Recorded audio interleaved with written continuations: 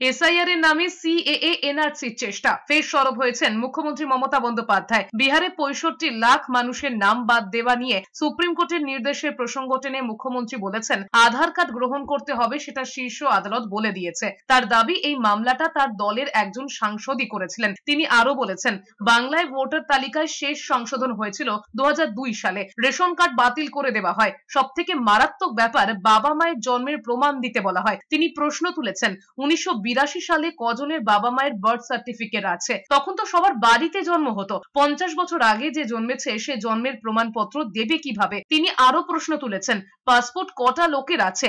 দেশভাগের পর যারা এসেছিলেন তারা নথি কোথায় পাবেন?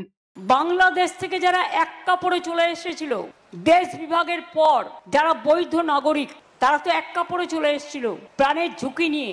আনতে পেরেছে কিছু? কোথায় পাবে? এইগুলো বোঝবার ক্ষমতা নেই।